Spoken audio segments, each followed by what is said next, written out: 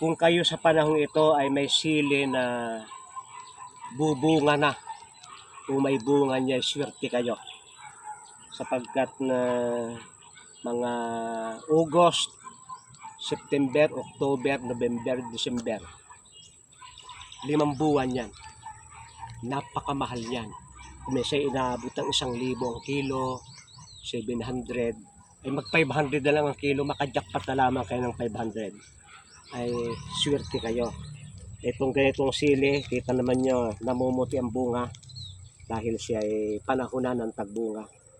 At pag may 1,000 puno kayo, kaya yung iba ikuan, sabi ng aking kapatid, tutoy, pag magtatanim ka niya ng sili, yan na niya i-prove na ng anumang halaman, kahit kamote, kahit talong, Marso, Abril, dahil 3 months ay bubunga, March, April, May, June, yung ika-4 na buwang kasagsagan ng bunga yan. Yun yung tagmahal na.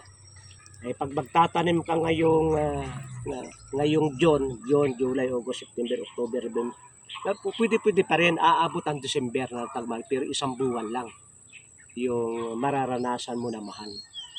Ang sili ay nabubuhay ng 2 years. Ito ay 1 year pa lang. Kaya daranas ka ng panahon na murang-mura at daranas ka ng panahon na napakamahal. Ay yung iba ay hindi kahit maliit lang yung bukid, alam nilang gagawin. Tatanim lang sila ng halaman na papatok sa panahon. At itong sili ay ang price ay seasonal. Sapagkat diyan sa parting Nueva Ecija, Pampanga, sa mga tinataniman ng gulay, ay pagdating nung June, nag-uulan na. At yung taniman ng gulay, ng mga sili, talong ay naaabutan ng baha.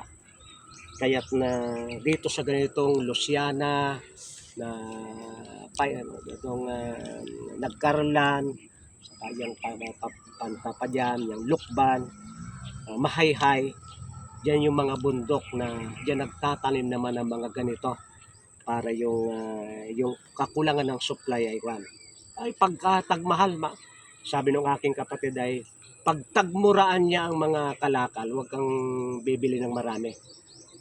Ang handaan mo niya yung tagmahal. Pag mahal ang sili, mamili ka sapagkat yun ay kulang ang demand. Pag mahal ang talong, mamili ka kung saan-saan. Ngunit pag mura na, ay kahit saan ay may makukuha, posibleng ikaw ay malugi. At yung iba ang technique lamang ay kailan ba mamahal ang sili, kailan mamahal ang talong, kailan mamahal ang ukra.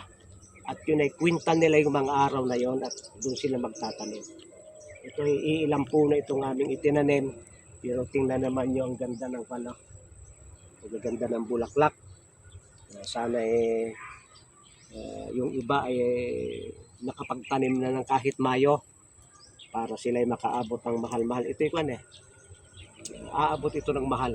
Sigurado ko na makakaranas kami kahit ilang kilo lang ay mahal. Maraming salamat sa inyong pagsubaybay sa Natural Wellness si Pastor Vito.